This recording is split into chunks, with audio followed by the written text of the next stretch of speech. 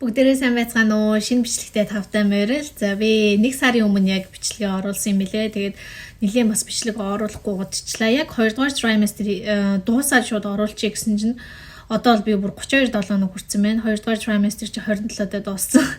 Тэгээ би яагаад жоохон завгүй байсан мэ гэхлээр ялчгүй нөө шинэ жил төгсөж байгаа учраас энэ Америкт зул сарын баяр, тэгээ шинэ жилийн баяр. Дээрээс нь нөө хүүхдийн юмнуудыг би нэлийн цуглуулад бүр маш олон зүйлүүдийг амжуулсан байгаа. Тэгээд тэрнээс болоод видео хийж амжихгүй байлаа. Тэгээд энэ видеон дээр болохоор би яг жирэмсний 2 дугаар trimester буюу 14-7 хоногоос 27 хоногт за тэгээд жирэмсний 4-5 6 дугаар сар гэж хэлдэгтэй. Энд одоо болсон зүйлүүдээ бүгдийг нэрээ ямар шинж тэмдэг илэрсэн бэ? Тэгээд юу амжуулсан бэ гэдгээ бас ярэ гэж бодлоо. За тэрнээс өмнө гизэнийг харуулчих тийм үү? За гиз маань бол маш том болсон. Би одоо 32 7 хоногтой. За ийм нөгөө сул жин дээр өмсдөг байсан энэ потолк маань бүр ийм бариу болцсон байгаа. Тэгээ хүнд ингээд доошлоод одоо дээшлүүлэх юу болцсон ийм бариу ирзэнэн тулаад ийм том гизтэй болсон. Мэм томроод, гиз томроод гэх шиг чихэлдэж эхэлсэн байна. Тэгээд манай жоохон сэрүүхэн болж эхэлж байгаа учраас зузаан хувцсанд орцсон. За тэгээд ер нь иймэрхүү сонинтой байна. Тэгээд одоо болохоор би 32 7 хоног. Тэгээ манай хүүгийн хөдөлгөөн бол бүрээ хүчтэй болсон. Зүгээр ингээл сууж явтал бараг одоо дүс гэл ингээл бүр ёо гэтэл одоо хөдөлдөг болцсон байгаа. Тэгээд тийм сонинтой байна. Тэгээ шууд одоо 2 дугаар trimester дээр гарч исэн шинж тэмдгээ ярья. 2 дугаар trimester-ийн хамгийн одоо ихэнд илэрж исэн шинж тэмдэг гэх юм бол арьсны өөрчлөлтүүд гарч эхэлсэн. За арьс бол маш хуурай болоод тэгээд сунаад тэгээд нөгөө арьснууд харлаад эхэлсэн байгаа. За ихэнх хүмүүс бол сууг тэг хөхний товчны дээр ойролцоох хэсгүүд харалдаг. Зарим хүмүүс бүр нүүрэн дээр ингээд сэвхтд юм лээ. Миний нүүрэн дээр харин ерөөсөө сэвх гараагүй. Энэ яг ингээд жоохон ашил хөтөлгөр улаач тэ. Тэгээ сэвх гараагүй тэгээд гайгүй байгаа. Зарим хүмүүс бол бүр ингээд сэвхтэд. Тэг яг төрсний дараа арилчдаг хүмүүс байд юм лээ. Арилдаггүй бас хүмүүс байдаг юм лээ. Тийм юм байлээ. Тэгэхээр нөгөө нэг яг жирэмсэн байх хугацаанд байнга нарны тос турах хэрэгтэй. Угаасаа жирэмсэн гэлтгүй ер нь өдөр болгон нарны тос турахдаг байх хэрэгтэй. Гэртээ байхдаа хүртэл одоодсон би ингээд гэртээ ингээд байж байгаа штэ нүрэ бодохгүй байгаа үедээ ч гэсэн ингээд нарны тос байнга турхиж байгаа. Тэгэхгүй бол ингээд жоохон ингээд гараал нохоогоо салхилуулах ч юм уу ийш тийшээ гараад ингээд нүрэ бодохгүй байлаа гэж бодоход тий юу ч турхаг байх юм бол тэгэл шууд сэвхтэх нь магадлал нь жирэмсэн амар их хэсэг юм лээ. Тэгэхээр нарны тос бол байнга турах хэрэгтэй. Тэгээ би тэрийг бол сайн хэрэгжүүлж байгаа. За азар бол нүүрэн дээр ерөөсөө сэвхэх энэ төр гараагүй. Тэгээ нөгөө гизний нөгөө нэг голоор нөгөө нэг юм зураас гарчдаг штэ тий. Тэр болохоор минийх тэгтээ жирэмсэн болохоос өмнө угаасаа тийм зураастай байсан штэ. Доогуур тэгтээ яг хүүсний доогуур. Тэгээ тэр зураас бол нэлийн жоохон уртцаад ирчт юм лээ.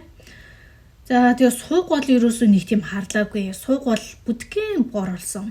Тэгээ хүн үнээсээ шалтгаалаад яг хэрэг харлахын тэгээ хөхний товч мууч хаваар хөхний товчны хэсэг мэсэг бол тэгэл тас гарал болт юм байл л дээ. Ер нь бол нэлээд бор харалчт юм. Тэгээ төрсний дараа л ер нь мөнгө гайг болол ирчдэг юм лээ. Тэгээ тэр бол нэг тийм одоо хооцын хувьд нэг асуудал биш санагдаад байгаа. Надад бол надад бол нэг хүнд тусаагүй. Угаасаа л жирэмсэн болоод нөгөө нэг тэг өөрчлөлтөнд орж байгаа учраас надад бол тийм жижиг шажиг юм бол хэцүү санагдахгүй байгаа. За тэгээ арьс бол тэгж өөрчлөгдөж байгаа. Тэгээд миний арьс нөгөө нэг сунаад ирнэ штэ. За эхний яг нэг 14 5 6 бол гайгүй заяа. Сүүлийн 27 7 хоног энэ төр болохоор өөрийн ирэхгүй нөгөө юу асан. Гидсэн маань ингээд захтнаад амар захтанж ихсэн. Тэгэхээр ганцхан ингээд арьсан марсны өнгө өөрчлөгдөж зогтсохгүй. Ерөөсөө амар захтнаад хуурайшдаг юм билээ. Тэгээд юу асан шүү. Усанд орохоо багасхах хэрэгтэй мэлээ. Тэрийг өстой мэдхгүй. Өдөр болго усанд ордог хүн чинь өдөр болго усанд ороод тэгээ нөгөө урдных шиг урд нь нөгөө нэг хамаа намаг нөгөө дуртай бүтээгдэхүүн хэрэгэлдэг гоё нэртдэг нөгөө биеийн сав мав хэрэгэлдэг байсан шүү дээ тий. Тэрийгээ одоо ер нь ингээд багсгаа дандаа нөгөө хүүхдийн бүр зөөлхөн юмнууд хэрэгэлдэг болсон. Ямар ч нэг үнэргүй юмнууд. Тэгээд усанд орохоо би багсаад би 3 хоногт нэг удаа усанд орж байгаа. Тэгээд тэр нь угаасаа зөв юм билээ. Яагаад гэсэн чинь гидс инээдэрээ тий арьснууд ингэж их хуурашаа жирэмсний юм бас нэг захтнаа гэд нэг юм байд юм лээ. Тийм болж байгаа үед ерөөс өдөр болох усанд орж болохгүй. Тэгээд аль болох тэгээ нэг тийм халуун биш усанд орох хэвээр. Тэгээ нэг тийм удаан орохгүй гэдэг юм журамтай. Тэгээ би 3 хоногт нэг удаа усанд орж байгаа. За мэдээж хэрэг бол яг нэг private хэсгүүдээ тий хэсгүүд бол өдөр болгон одоо юу усаар угаана. Гэхдээ бүтэн бие бол ерөөс өдөр болох усанд орохгүй гэдэг юугаар явж байгаа. Яагаад гэхээр бас нөгөө зарим жирэмсэн ээж нар бол маш их хөлөрдөг байж магадгүй шүү. За миний хувьд бол би жоохон аавтайгаа адилхан. Манай аав чинь нэг баргийн хөлөрдөггүй хүн байхгүй. Тэгэхээр хүс тэгэж айхтар гараад идэггүй. За учиргүй одоо гадаа амар халуун зум энтер биш л бол нэг тийм хөлөрдөггүй төрлийн хүн. Жоохон хуурайш гадаад идэг гэх юм уу. Тэгэхээр нөгөө нэг тийм хураа айрсан дээрээ өдөр болох усанд ороод байхад болохгүйгээд тэгээд 3 хоногт нэг удаа усанд ордог болсон байгаа шүү. Тэгээд ус мүсээ ч гэсэн ялгаагүй ер нь хүмүүс ингээл мэрэгжлийн хүмүүс хэлдэг штэ тэ 3 хоногт нэг удаа угаах хэрэгтэй өдөр болго угааж болохгүй гэл. Тэгэл би бас тэсгүй ингээл нөгөө би чинь нөгөө Японд олон жил амьдарсан учраас өдөр болго усанд орож сурцсан. Тэгээд тэрийг ингээд дагаал ингэдсэн чинь сүүлрүүгээ би сурсан. Би одоо яг үсэж гисэн 3 хоногт нэг удаа усанд орохдоо угааж байгаа. Тэгээд нөгөө нэг нөгөө нэг хуурай шампунь хэрэглээж ч юм уу жоохон өнөр орох гээд тэгээ дээдлискараа л ер нь өнөр орох гээд жоохон тослогдох гээд байдэн штэ. Тэр хэсэгт нь хуурай шампунь энэ төр хэрэглээл. Тэгээ ерөөсөө тийм элдвийн янз бүрийн өнөр гардаг. За тэр цэм Аз хүмүүс бид нар чинь нэг тийм сугмуу гэнэ тэрийг өнөр байдаггүй штэ. Тэгээ тийм учраас нэг тийм асуудал санагдаагүй. Тэгээд ингээд сурцсан байгаа 3 хоногт нэг удаа усанд ороо. Тэгээд өдөр болгон өдөрт би 2 удаа арьсаа чийгшүүлж тосоод хүрэж байгаа. Тэгээ нөгөө нэг яалчгүй арьсны асуудал яриад ихээр нөгөө язралт ярьдэн шүү дээ. Хүмүүс язраад ийна, хуурайшаад ийна, бүр амар захнаад дисгүй байна гэдэг. Тэнгууд язралтын тосоо бол маш сайн хүрч байгаа хэрэгтэй. Тэгэхээр усанд орохгүй байсан ч гэсэн би өглөө оройд 2 удаа тосоод хүрдэг байхгүй юу. Тэгээд тосоод өрчтэй би энэ дэр тосныхоо зургийг оруулчихъя. Би бол нөгөө нэг bio oil-аас амар сайн заяа. Bio oil амар сайн ч гэсэн та нар хэрвээ миний видеоноос үзсэн байх би бол аль болох хямд тэгээд аль болох том хэмжээтэй тэгээд дайжгүй бүтээгдэхүүнийг олж авахыг хичээж хэрэглэхийг хичээдэг. Ер нь бол мөнгө төгрөг одоо химнэх юм дээр айгу одоо төвлөрч үздэг учраас bio oil-ыг би бол аваагүй. За bio oil болон энэ хоёр тосыг харьцуулах юм бол bio oil бол ялчгүй. За нэг дахин үнэтэй. Арай ч нэг дахин биш. Жохон чүд доогуур заа. Гэхдээ ер нь жохон тийм үнэтэй болж таарж байгаа. Тэгээ энэ тос болохоор Америкт яг Walmart энтерт зарж идэг. Тэгээд нэг тийм үнэтэй биш. Хэрнээ амар сайн сэтгэгдэлтэй байдаг. Тэгэхээр Amazon-оос би авахаас өмнө нөгөө нэг хэрэгжилж исэн хүмүүсийнхээ сэтгэгдлийн уншсан байхгүй. Тэгсэн чинь айгуу сайн үйлчлдэг энэ дээр ирсэн. Тэгээ би бүр жирэмсэн болсон цагаасаа энэ тосыг хэрэгэлсэн. Тэгээ энэ тос болохоор нэгдүгээрт нэг тийм үнэтэй биш. Хоёрдугаарт айгуу дайжгүй үнэртэй. Гуравдугаарт үйлчилгээ нь бас дайжгүй. Яг үнэн тийм амар үнэтэй биш гэсэн юм дайжгүй байхгүй. Тэгэхээр нэгэн дээшдээ өдөрт 2 удаа дүрхэхтэй бүтэн биеэрээ дүрхэж байгаа тохиолдолд аль болох нөгөө нэг том хэмжээтэй ч юм уу тийм хэмнэлттэй юм авсан нь илүү зүгээр шүү дээ. Bio oil болохоор үнэхээр сайн. Үнэхээр юм бас айгүй сайн тос. Гэхдээ хэмжээ нь амар бага мөртлөө үнэтэй идэх байхгүй юу. Тийм учраас тэгж яхаар гэж бодоод би шууд яг жирэмсэн болсон цагаас энэ арай жоохон үнэн дайжгүйг нь тэгээ багыг авч хэрэглээд тэгээ өдөр болгон ингээд төрч байгаа. Тэгээ би одоо ямар ч язралт байхгүй. Жирэмсэн босноос хойш язарсан язралт байхгүй. Хөхний яг ингээд доогуур хөх маань хитрхи томроод байгаа байхгүй. Тэгээд хөхний яг доогуур хэсэг маань жоохон юм язралт юм уу нэг жоохон уулалттай байгаа. Тэрнээс тэр яг цагаан өнгөтэй болоод идэх үү яг ууг нь сайн мэдэхгүй байна. Гэхдээ ер нь жоохон тийм юу таагаа. Тийм а тэрнээс өөр яадсан байхгүй. Би урд нь нөгөө өсвөр насндаа жоохон таргалаад ингээд гой мой өгзгөр ингээд язарч байсан байхгүй. Тэр үед ч нөгөө тосмос түрхэдэггүйсэн, хинж тос түрхэх гэж зөвлөгөө өгдөггүйсэн. Тэгэл нөгөө гормоны юунаас шалтгаалж өсвөр насндаа таргалсан. Тэрний язралт бол байгаа. Тэрнээс яг жирэмсэн болсноос хойш энэ удаа бол ерөөс язраагүй. Тэгэхээр тосоо анханасаа эртнээс түрхээд эхэлчихвэл ер нь айгүй нөлөөтэй мэлээ. Гэхдээ зарим хүмүүс бол үнэхээр генетикийн хувьд угаасаа яасан ч язардаг хүмүүс байдаг юм билээ. Эсвэл үнэхээр нөгөө гиз мэднийхэндээ арьсныхын онцлогоос шалтгаалаад тэгж язардаг. Тэгэхээр болж өгвөл тасаа байнга түрхээдээ. Тэгээд түрхээд нэмэргүй бол угаасаа ямар ч арга байдгүй юм лээ. За хоёрдугаар шинж тэмдэг нь болохоор хөх томроод тэгээд энэ маш их өндөртөө болж хавдаж эхэлсэн. Тэгээд яг энэ үед нь болохоор ялцчгүй нөгөө тосоо сайхан түрхээд те. За хөхнийхөө ойролцоо бол аль болох үнэртэй тосмос түрхгүйгээр нөгөө хөхний одоо нөгөө нэг товчны тос гэдэг штэ. Тэрийг яг хөхний товчныхоо хэсэгтээ би энд оруулчих. Та нар бараг мэднэх бай. Энийг хүмүүлгэн бараг хэрэгэлдэв юм шиг үлээ. Тэгээд тэрийгээ түрхээд тэгээд ер нь бол те одоо ointment гэдэг нь штэ. Тэ ох тийм тоснууд гэдэг штэ.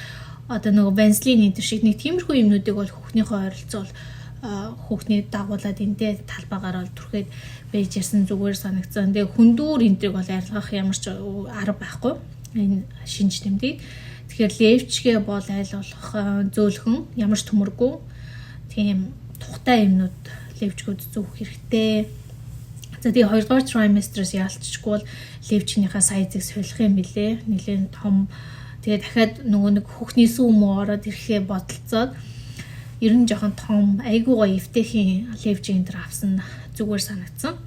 За 3 дугаар шинж тэмдэг болохоор урд нь би эхний trimester-ийн видеон дээр хэлжсэн round ligament pain гэдэг нөгөө гидсний шүрмсний одоо таталтын өвдөлт гэж байгаа. За энэ нөгөө нэг тэ доогуур яг хатгаж байгаа юм шиг өвддөг гэсэн шүү дээ, тийм. За энэ бол хатгалт явагдаж байгаа. Энэ нь яагаад явагддаг вэ гэхлээр гидс томроод, тэгээ умбай томроод эрхийн цагт энэ дэдэг гихүний гидсний шүрмсэн ч гэсэн тэр хэмжээгээр агшид сунаад ингэж явахдаа яг ингээд хатгаж байгаа юм шиг өвддөг, час хийж өвддөг. Иймэрхүү өвдөлтүүд яг гидсний доогуур тэгээ өндгөвчний тэр хэсгүүдээр ингэж өвддөг. За энэ өвдөлт бол нэлээд өгж эхэлнэ. Яа тэгэхээр 2 дугаар trimester-аас бол огцом ер нь бол гидс томорч эхэлж байгаа учраас за энэ өвдөлтүүдийг өгөөд эхлэх юм бол усаа угаал, жоохон амраал, ингээл тэгсгээл тэгж юу нь бол даана гэсэн. Энэ өвдөлтийг бүр баян ингээд тасралтгүй өвднө гэж хизээж авахгүй. Жоохон тэгж жаал гайг болол, жоохон тэгж жаал гайг болол 90 30 гэдэг шиг яг л тийм юм билээ. За дөрөвдөх нь болохоор Braxton Hicks contraction гэж байгаа. За энийг болохоор бас өөрөөр preparation contraction гэж хэлдэг. Монголчууд болохоор тонус гэж яриад байт юм лээ. За Оросоос гарсан нэр нь тонус гэдэг нь. За энэ болохоор нөгөө нэг гидсний хатуурл гэсэн үг. Ер нь бол энгийнээр тайлбарлаж хэлэхэд төрөх дөхөөд ирэхээрээ ч юм уу тэг гидсэнд хомроод ирэхээрээ хүн эмэгтэй хүний яг гидсэн те жирэмсэн хүн эмэгтэй хүний гидсэн ингээд хатуураад доогоороо хатуурдаг ч юм уу дээгүүрээ ч юм уу нийлэнгүүтээ хатуурдаг. За энэ бол хэвийн үү гэвэл хэвийн үзэгдэл. За Braxton Hicks-ийг болохоор ер нь эмчнэр бол тоодоггүй энд Америкт тоодоггүй би нөгөө ном уншсан гэдсэн ш жирэмсний. За тэрнэр згсэн мэдсэн байсан. Энэ бол ингээд байнга юм хатууралтай байна гэж аахгүй. Хатууралтай байхад нөлөөлдөг зүйлүүд бол байгаа. Тэр нь нэгдүгээрт юу байдаг вэ гэхээр усаа багдуулах юм бол хатуураад идэг. За тэгэхээр Braxton Hicks өгөөд эхлэх юм бол гидс чинь хатуураад доогоор хатуураад эхлэх юм бол усаа багдуулсан байж магадгүй учраас усаа угаад үз. Дээрээс нь яхаар миний хатуурдаг вэ гэхлээр удаан зогсгоор удааныг байралтай байхаар хатуурдаг. Тэгэхээр удаан зогсохгүйгээр жоохон зогсоод хатуураад ирэх юм бол суучих. За суугаад ээжгаад аянд ингээ усуугаад тайвшаад ингээ диж хар гайг болчихно. Гайг болохгүй байх юм бол байрлалаа өөрчлөн ерөөсөн. Орон дээр очиж байгаа зүүн гар талаараа хөвтөөд хайлуулах 100 гартлаараа хөвтөн. За 100 гартлаараа жоох хөвчөө нөгөө тал руугаа хөвтөн. Ер нь бол гиз хатуураад ирэхэд ер нь байрлал өөрчлөөд усаа угаад байхад тодорхой хэмжээний хугацааны дараа гайгүй болох ёстой. Гайгүй болтой угаасаа. Тэгэхээр энэ бол зүгээр энгийн зүйл гэсэн үг. Тэгэхээр тэр үед нь сайхан амраал өөрийнхөө биеийг мэдрээл ингээд байж хахын зүгээр. Би нэг яалтчгүй бууз хуушур хийх ч юм уу нөгөө айгүй цогсоогоор удаан ингээд нөгөө нэг галтайгоо ингээд юм хийгээ зогсчихдээ шүү дээ. Тэнгууд илт ингээд хатуурдаг байхгүй. Илт ингээд хатуурал тэгээ жоохон тухгүй болоод ирэн ш мэдээж хэрэг тухгүй. Тэрнээс нэг бүр амар тийм одоо тэсгийн аргагүй өвдөх ч юм уу тэр юм биш байхгүй юм жаа. Жоохон эвгүй ингээд хатуураад ирээ. За тиймгүүд за би арай л хитрхи удаан зогсоод энэ гэл өөрөө мэдрээл ингээл юу ачдаг. Тэгэхээр тэрийг тэгээд зохицуулж болдсон мөлий. За Монголд бол бас хүмүүс амар энэ дээр болохоор санаа зовоод байд юм лээ. Америкт бол ерөөсөө санаа зовдгүй мөлий. Японд санаа зовдгүй мөлий. Ер нь өөр улсуудад ч гэсэн ер нь Braxton Hicks-ийг бол баг тоодоггүй. За эмчтэй гомдлоод одоо чинь эмчээ ингэж ийна тэгж ийна гэж ярьсан ч манай эмч бол тоохгүй. Яа тэгэхээр энэ бүр жирэмсний номон дээр ч бичигдсэн байдаг. Угаасаа л хүн болгон туулаад гардаг зүйл.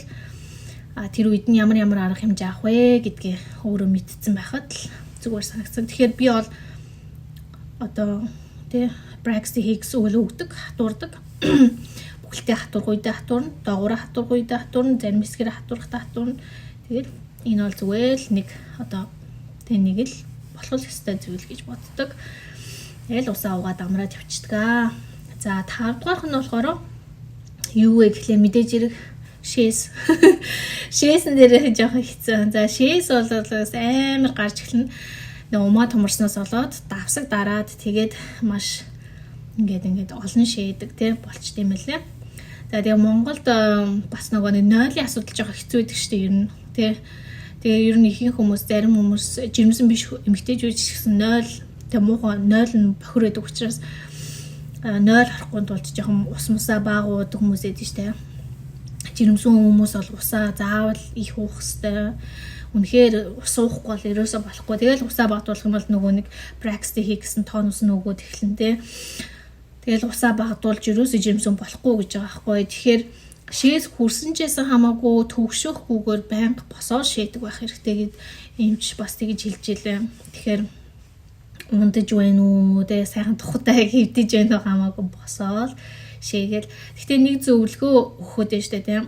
Гиз нөгөө нэг гайгүй томроод ирсэн байгаа үед нөгөө бүрэн шээх бас нэг тийм хөрхөн зөвлөгөө байд юм л. Тэр нь болохоор нөгөө жорлон дээр ингээд сууж штэ тийм.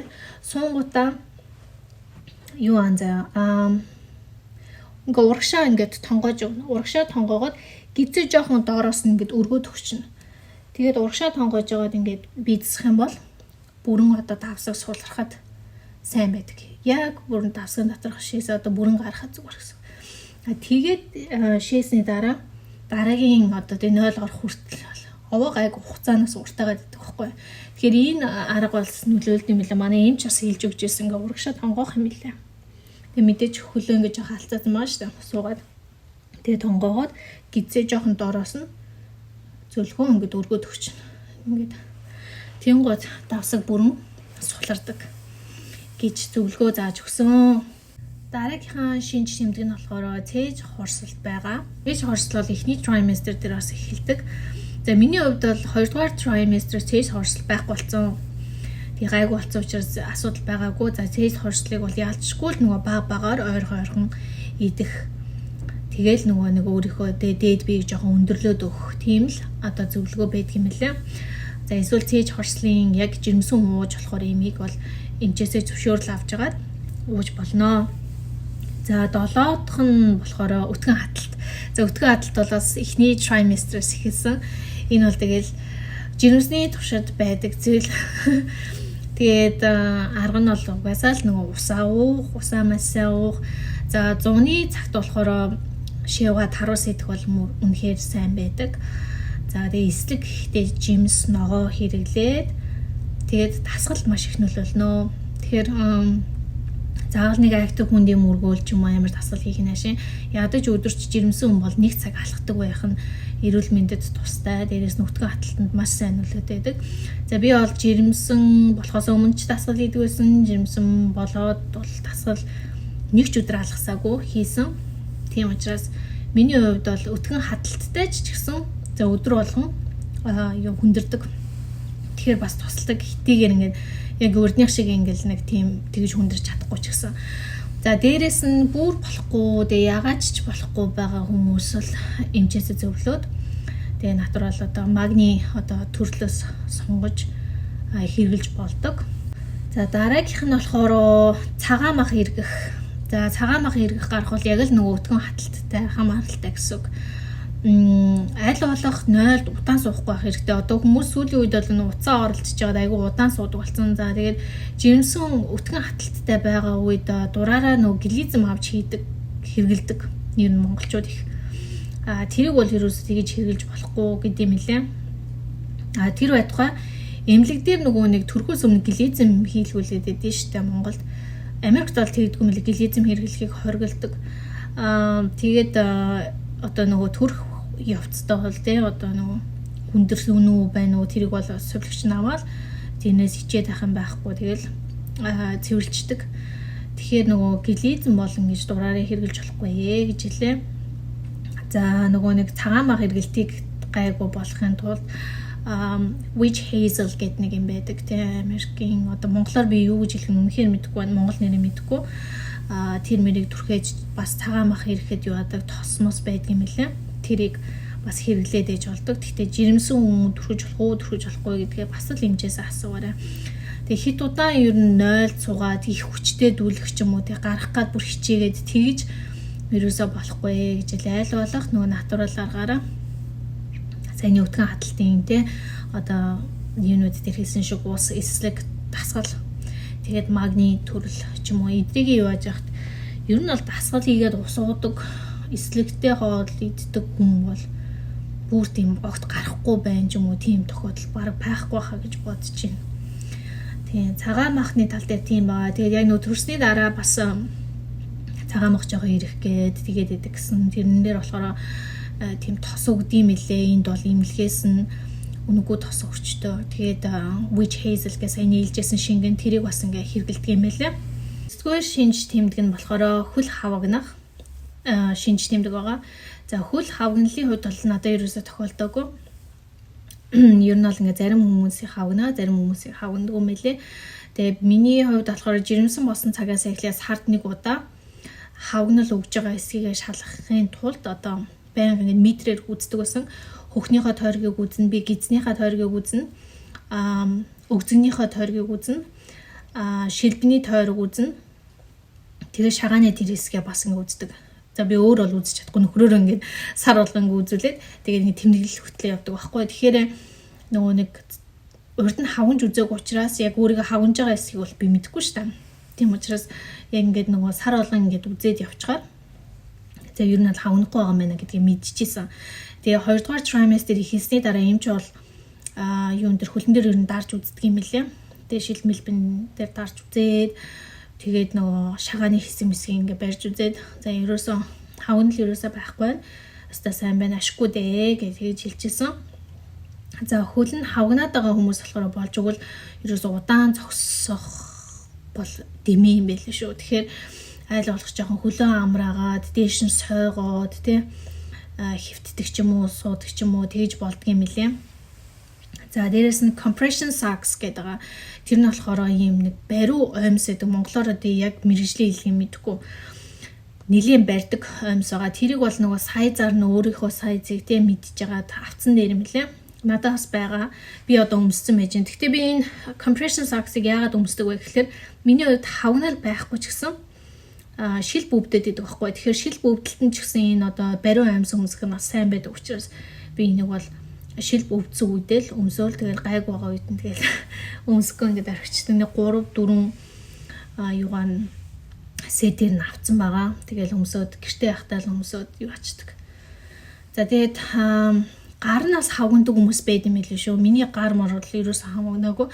Тэгэхээр нөгөө бөгж зүүдэг хүмүүс байгаа шүү дээ тий. Гар нь хавгнадаг хүмүүс болохоор бөгжөө эртгэн шиг аваад тайсан дээ шүү гэж зөвлөдөг юм байлээ. Тэгэхгүй бол дараа нөгөө хавгналтаасаа болоод бөгж нь наашаажгүй цаашаажгүй болсон хүмүүс байгаад идэг гэж байна. Тэгэхээр тэрийгээ бас юу ааж олно. Өөрөө ер нь тэгэл гар марыгаа ингээл хараад ер нь хавнаад энэ яагаад ингэж үзчихсэн дээр юм лээ. Тэгээ хавнал өгж байгаа хүмүүс бол ялцчгүй дахин ер нь эмчтэйгээ сайн ярьж байгаа шинжилгээнүүдээ илүү их өгөх хэрэгтэй. Яг тэгвэл өөр цаана нь одоо асуудалтай тэ эрсдэлтэй жирэмслэлтийн одоо шинж тэмдгүүд байх магадaltaй байдаг гэж одоо эмч маань зөвлөсөн байгаа. За 10 дахь нь болохоор хөлний өвдөлт буюу шилб өвдөх байгаа штэ. Тэр бол надад байгаа. Яг шинж тэмдэг. За шилбний өвдөлтийг намдахын тулд мэдээж хэрэг тасгалын. Би бол stretching буюу сунгалтыг бол сайн хийдэг. Тэг хөлөө ингээд идэг штэ. Тэг хөлөөг ингээд сунагт. Шилбэ ингэж тэрийг бол хийдэг. За хийсэн ирнэ бол өвддөг байгаа. Тэгэхээр тэрний гайг болохын тулд амьсаа өмсдөг угаасаа тасгал хийдэг хүн учраас би чинь хийх ёстой юм хийгээд яваад байгаа байхгүй юу. Тэгэхээр тэгсэн ирнэ өвдөж байгаа учраас ялчгүй амьсаа өмсөөд тэгээд ер нь гайг болчдөг. Тэгэл усаа угаал. За тэг унтахаас өмнө бол ер нь жоохон сунгалт хийх бол маш тийм шилбэний өвдөлтөнд сайн байдаг гэж ярьж илээ. За тийм байна. Өөр дээрээс нь болохоор ганцхан шил бишээ хөлний өвдөлтүүд бас ихсэн. Тэр нь юу вэ гэхээр өгзгөр бас чилж өвдөнө. Одоо жоохон удаан суух юм бол өгзөгний чинь ингээд артлын те энэ одоо хэсгүүд байгаа шүү дээ. Тэд нар чинь ингээд аягүй чилж өвдөнө. За гуйны гаднах хэсэг байгаа. Гуйны гаднах хэсэг чинь та нарыг өвдөж гинэ минийх өвддөг, унтахаар өвддөг. Энэ хажуудлан гэсэн үг. Тэгээ энэ хажуу талаараа хөвтөд унтж яхаар өвдөд нөгөө тал руугаа харахаар энэ талаараа өвдөж эхэлдэг. Тэгэхээр би ингээд байнгын унтж яхад хоёр талаараа ингээд байрлалаа сохиолоод байдаг. Тэгжээж өвдөлтөй гайгүй болоод тэг шилбэний өвдөлтөөс шүн өвддөг. Тэг эдрэг бол гайгүй болох гол би чинь ер нь бол юу яадаг нөө бөмбөн дээр тасгалаа хийдэг. Тэг хийгээд байгаа хэрнээ өвдөд. Тэгээ энэ яагаад ингээд хөлн дээр даралдаг уу, үзэн дээр даралдаг уу өвдөд гинэ гэхээр чин нь нөгөө нэмэгдэн штэ тий. Тэнгууд нөгөө хүний энэ гуйны хажуу талаар нөгөө нэг тархины одоо мэдрэлийн одоо судлууд байд юм байна л да. Тэр нь ингээд дарагдаад өвддөг гэж одоо интернетэд бичсэн байсан. Тэгээд тийм учраас энэ бас хэвийн л өвдөлт гэсэн үг. Нэсэ тулаал гарах хэвээр. Тэргээ жоохон аргалаад нийт шаараа ч юм уу тий жоохон тасгалаа хийгээд тэгэж л гайг болох юм билээ. Ваа унгаад байгаа юм чи. Чи сая унгасан видео сонссон. Зэмана нохоо ирээд үсэн жоохон босоол ингод би чи найдаагаар ингэ хамар яваач. Захнаад ирдэг гэж байгаа. За 11 дэх шинж тэмдэг нь болохоор буйл хавдах болон буйлнаас тус гарах энэ бол энгийн үзэгдэл. Гормоноос шалтгаалаад жирэмсэн эмэгтэйчүүдийн буйл нь хавдаад тус гард юм лээ. За тэгсэн ч гэсэн хамаагүй өдөр болгон шүднийхаа завсруудыг цэвэрлэдэг штэ тийм утсаар цэвэрлэдэг, флос хийдэг гэдэг. За тэрийг бол өдөр болгон заавал хийх ёстой шүү гэж зөвлөж исэн. За тэгээд шүдний эмнэлэгтээ тогтмол үзүүлээрээ тэгээд тэгж яхад бол ямар ч асуудал байхгүй. Шүдээ сайхан цэвэрлээд угаагаад байхад. За 12 дахь нь болохоор хамар битүү өргөх. За энэ бол угаасаа эхний trimester-ийн баг сүүлээс надад ихсэн. За хамар битүүр бол гормоноос шалтгаалаад хамар дотор байгаа юм одоо састуу тийм хавтаад ингээд юу ачдаг томорчдөг юм лээ. Тэрнээсээ болоод хамар битүүр нь тэгээд маш их найдаагаад тийм зүгээр л ус шиг одоо шингэн гардаг ч юм уу тийм болдго юм лээ. Энэ үед нь болохоор юу хэрэглэх вэ гэхлээр ямар ч одоо эмгүү одоо спрей хэрэглэж болдго юм лээ. За би энэ дээр оруулж Америкт бол би энийг хэрэглэж байгаа. Тэгээд өргөөгөө бас болж өгвөл жоохон чийгшүүлээд тий. Би ч одоо чийгшүүлээд өрөөнийхөө юмнуудыг харчаал тэгээд нохотон айгу одоо ингээ үснгээд хаасаг байгаа штэ тий. Ялцчгүй нэг тийм сайн үл үзүүлэхгүй л байгаа. Гэтэ яг нөгөө жирэмсэн болоод төрснийхээ дараа шууд энэ хамар битүүрлэн зүгээр болчдөг гэхээр нэг жоохон төвчжүүл гайг болчихно байх. За 13 дахь нь болохоор доогуур цагаан юм гарах. За доогуур цагаан юм жоохон ихсэж гарах бол үнэхээр хэвийн үзэгдэл. Ямар үед хэвийн биш вэ гэхлээр үнэртэй за тэгээд өнгөтэй ногоо могон ч юм уу те одоо цусрахаа өнгөтэй ч юм болох юм бол алжчихгүй эмнэлэг дээр эмч дээр очиод үзүүлээд хинуулаад явах хэрэгтэй. Тэрнээс зүгээр нөгөө нэг яг нялцсан хай дээр юм цагаан юмнууд гэдэг штэ те. Тиймэрхүү юмнууд бол хэвийн үзэгдэл гэж үздэг байгаа. За 14 дахь нь болохоор толгой эргэх. За жоохон толгой эргээд байдаг. За тийм үед бол аль болох усаа сайн уусан хэсгээ бодоод үзээрэй. Тэгээ ус уугаад ч юм уу тийм. Бас толгой эргэхэд ер нь жоохон ойрхон толгой эргээд ч юм уу энэ дээр болох юм бол даралтаа нэг үзээрэй. Би даралтны аппаратаас жирэмсэн босноос хойш авсан гэжтэй. Даралтны аппарат гэдэг энэтэй бол анх удаа ингэж танилцж байгаа. Нэг дандаа л хөвш настай хүмүүс дартаа үздэг гэдэг юм ойлголттэйсэн. Тэгсэн чинь одоо жирэмсэн босны дараа ер нь жоохон үзээд хахад зүгээр юм билээ. За угаасаа даралт нь их ихсч мэсдэг хүмүүс бол өдөр болго үзгэн чаашаа гэхдээ нэг те байж байгаад нэг үзчихдэг байвал зүгээр санагдсан. За толгой эргээд байгаа хүмүүс эмчтэй ер нь бол хилжсэн зүгээр. Яагаад тэгэхээр энэ цаашлаад нэг төмрийн дутагдал ах магадaltaй.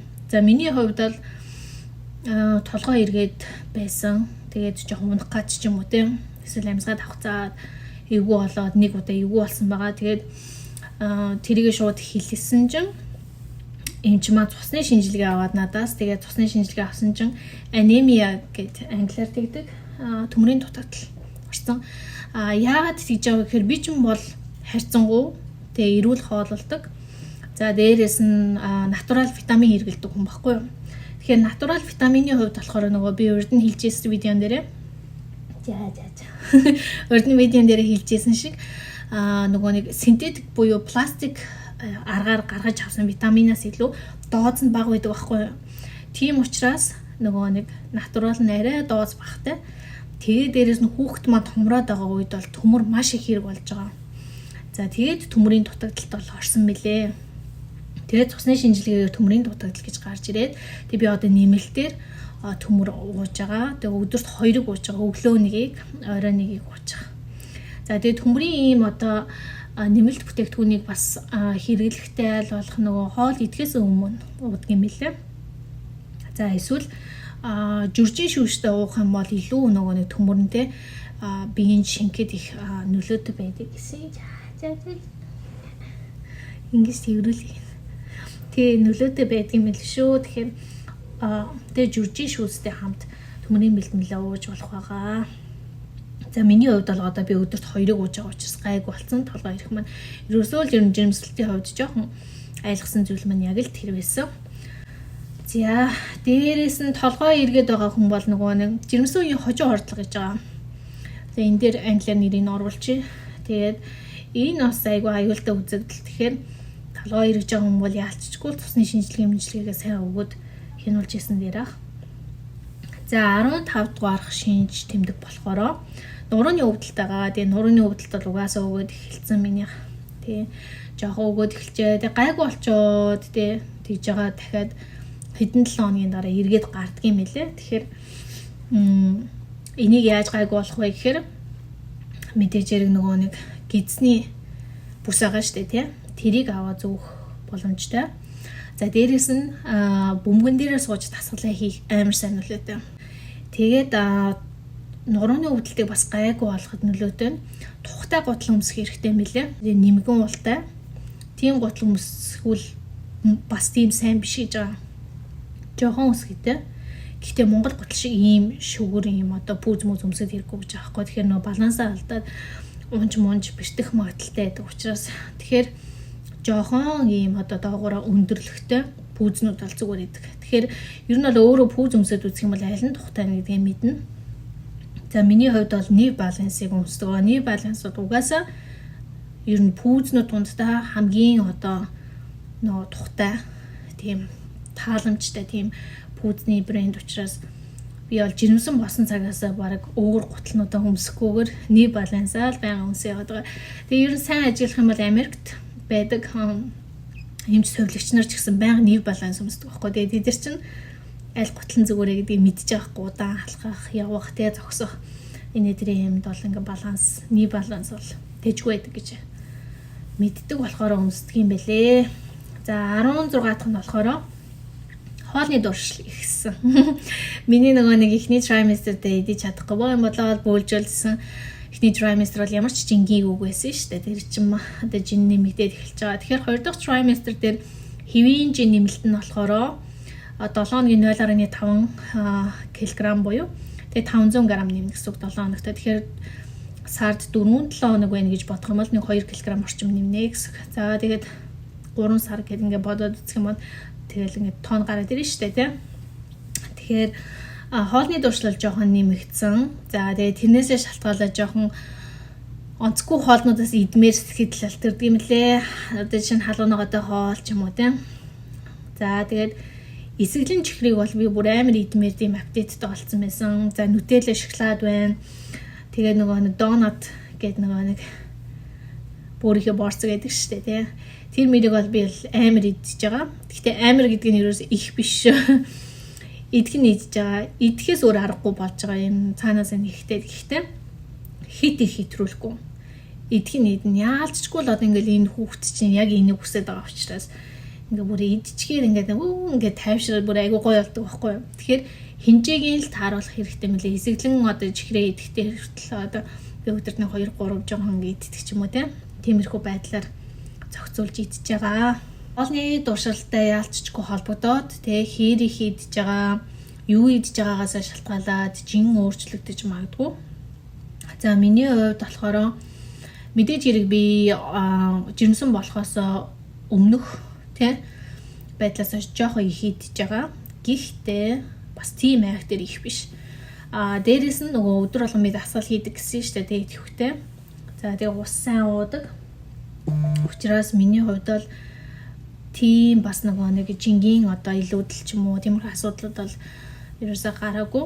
Одоогоор яг л нөгөө хийснээрээ яг нөгөө загварын дага ойролцоогоор нөгөө жирэмсэн хүн чинь нэг хэвийн нэмэлт нь яг төрөх хүртлээ тий 13-аас 16 кг байдаг штэ. Тэгэхээр тэрнээсээ бол миний хэтрхгүй юм шиг үлээ. Ер нь ингээд харахад яг л 7 хоногийн 0.5-аар нэмээд тэгээд ер нь бол юу юм бэлээ л дээ. Сарын 2 кг нэмээд байгаа юм лээ. Тэгж бодоход яг минийх бол ер нь таарч илээ. Яг го зарим хүнийх бол 1-3 кг-ны зөрүүн мөрөдөж юм уу те ус за хүүхэд нь хэр том байгаагаас шалтгаалдаг ч юм уу нэтэр юм байгаа. Зарим нь бол үнэхээр хавнаад юу хатсан жин нэмж байгаа хүмүүс байгаа учраас за яг бол ямар ч асуудалгүй жирэмслэлт нь бол 13-аас 16 кг юм билээ. Тэгээ минийх бол яг тэр хэмжээнд бол явж байгаа. Тэгээ одоо сүүлийн үеийн дээр бол огцом томорж байгаа ч гэсэн бас нэг тийм амар хэлбэлцсэн тийм юм бол гарч ирэхгүй байгаа. За тэгээд ер нь бол ингээд нэг 16 шинж тэмдэгтэй 2 дугаар trimester байна. Тэгээд өөрч нэг юм байхгүй тий. Тэгээд 2 дугаар trimester дээр миний амжуулсан хийсэн зүйлүүд гэх юм бол нэгдүгээр би 10 сард бол томоогийн вакцины хийлгэсэн байгаа. За томоогийн вакцины болохоор жирэмсэн үеийн хийлгэхээр нөгөө inactive гэдэг нэг тийм төрлөнэй юм лээ. Тэр ингээр нь хийлгэсэн жирэмсэн үеийн хийлгэж болдог тийм вакциныхан төрөл гэсэн үг. За би ер нь жил болгоны 10 сард томоогийн вакцины хийлгээд яг тэрнгээрээ хийлгэсэн. За хийлгээс өмнө мэдээж хэрэг эмчээс асуусан томоогийн вакцины хийлгэж болох уу би жирэмсэн гэсэн чи болно. Яг томоогийн вакциныг бол 2 дугаар trimester болон 3 дугаар trimester дээр хийлгэж болдог гэсэн. Тэгээ хийлгээд ямар ч одоо янз бүрийн нөлөө байгаагүй зүг зүгээр байсан. За тэгээд бас нөгөө шүдний үзлэг бас 6 сарда би нэг удаа шүдээ үзүүлээд цэвэрлүүлдэг бүрэн. Тэгээ энэ удаад болохоор яг нөгөө шүднийхээ хэмжээд хэлж хагаад янз бүрийн зураг ахуулахгүйгээр яг нөгөө зүгээр цэвэрлүүлээд янзлуулад харуулаад зүгээр байгаа хэсгийг хянуулаад явсан. Тэгээд зүгээр ээ гэж хэлжсэн. Жохон булчин цус гарч ийн. Угаасаа жирэмс болохоор аргагүй цус гарч байгаа даа гэд өнгөрчихсэн байгаа. За тэгээд дээрэс нь 2 дугаар trimester дээр хийдэг бас айгүй том зүйл болохоор 27 хоногийн нөгөө ургийн анатоми одоо шинжилгээ байгаа шүү дээ тий. Тархин байна, зүрхэн байна, бүх юмыг эхогоор хараад зүгээр ээ нүү хэмжээ зүгээр ээ нүү гэдгийг үздэг. За манай хүү бол маш сайн байсан. Тэгээд бүх юм сайхан харагдчихсан. Маш их хөдөлгөөн сайтай нэлийн урт хөлтэй бас харагдчихжээ. Тэгээд хөдлөөл тэгэл гидсэн дотроо ингээл уруул нь ингэж хөдлөөд юм. Амар инээдтэй. Мэдгүй дээр яхагаар харахад ихтэй амар. Би бол нэг тийм хэмжээ мэдгүй шүү дээ. Мэргэжлийн яханых нь өмнө л сайн байна, зүрхэн сайн байна, тэр нь сайн байна гэж надад хэлээдсэн би. За гэж. Тэгэл миний харж байгаа юм бол ингээл нэг ерхий л яг хэлбэр нагаа штэ толгойн энэ бүндис яг бөмбөг шиг хэлбэртэй гэсэн ингээд амар том уруултай хүүхдээ лээ. Ер нь эхоогоор харахад том уруултай. Тэгээд өндөр хамартай харагдсан миний хувьд. Тэгээ би бол нэг өндөр хамартай биш та нар харж байгаа. Би одоо эндээ бол бүр ингээд намхан штэ. Тэгээ эндээ л жоохон гэсэн. Тэгэхээр манай нөхрийн өндөр хамар авсан юм шиг харагдчихлээ. Уруул томтой өндөр хамартай хүү илээ. Тэгээ бүх юм сайн байсан. Юмнууд нь айгүй сайн гарсан байгаа. За тэгээд өөр бас нэг хийсэн юм болохоор 25-7 хоног дээрээ глюкозын одоо шинжилгээ өгсөн. Нөгөө сахарын шинжилгээ гэдэг нь шүү дээ. Чихрийн шижин байна уугүй гэдэг 1 цагийн шинжилгээ өгсөн баа. За 1 цагийн шинжилгээ маань ямар ч асуудалгүй гарсан учраас нөгөө тавтан шинжилгээ өгөх ямар шаардлага байгаагүй. За энэ бол зүгээр нэг шингийн уугаал ерөөсөө юу ч идэж уухгүй те байжгаад цагийн өмнө нэг шингийн уугаад тэгээд шинжилгээ цусны шинжилгээ өгчдөг юм лээ. Тэгээд тэрнгээр маань сахарын юм бол ямар ч асуудалгүй гарсан, сахаргүй гэж гарсан байгаа. Тэгээд жирэмсэн үеийн сахар энэ төр байхгүй гэсэн. За тэгээд дараа нь болохоор нөгөө 27-7 хоногтой байхдаа нөгөө хөхний саалтур Америкт авч болд юм хэлээ л дээ. Нөгөө даатгалаар авч болдог гэсэн үг. Тэгээд тэрнийхээ юуныгаа хөхнийхээ саалтурыг захиалаад хөхний саалтур маань ирээд авсан байгаа. Тэгээд ер нь нэг иймэрхүү юмнуудыг бол 2 дугаар trimester-д хамжуулсан. За тэгээд ер нь дахиад нэг жирэмснийхээ нөгөө 2 дахь номоо уншаад дуусгасан. За тэрэн дээр бол хэрэгтэй юмнууд бол зөндөө бичсэн байлээ. За нэг иймэрхүү байдалтайгаар миний бас юмнууд бол өрнсөн. Дээрээс нөгөө жирэмсний сургалтанд сууна гэдээ би өмнөх видеон дээр ярьжсэн ш. Дахиад нэг сургалтанд сууна гэдэг. За тэр сургалтандаа суусан. Тэгээ би энэ хугацаанд бол жирэмсний сургалтандаа суугаад тэгээд төрөх имлэг дээр очиж үзээд тэгээ ер нь бол маш их зүйлийг хамжуулсан. Одоо би бол 2 сар үлдсэн байгаа. Яг нөгөө сүүлийн өдөр хүртэл гэхдээ энэ нөгөө 37-7 хоногоос эхлээд төрөх магадлал бас байгаа шүү дээ тий. Тийм учраас ер нь бол юм их дөхцөн байгаа. Тэгэхээр одоо миний хийж байгаа зүйлсүүд гэх юм бол яг л нөгөө төрөх бэлтгэл тий. Төрөх төлөвлөгөө гэж Америкт байдаг. Монголд бол тийм байдаггүй юм шиг лээ. Тэгээ тэр талаар за тэгээ хүүхдийдээ авах юмнууд бол бүх хэрэгцээтэй юмнуудаа би аваад одоо бүр 95% та бэлэн болсон байгаа. Тэгээ бэлэг сэлт одоо юу вэ? Тэгээ бүх юмнуудаа одоо авсан. Тэгээд одоо төрөх имлэг дээрээ ч гэсэн юмнуудаа зохицуулаад бэлдсэн.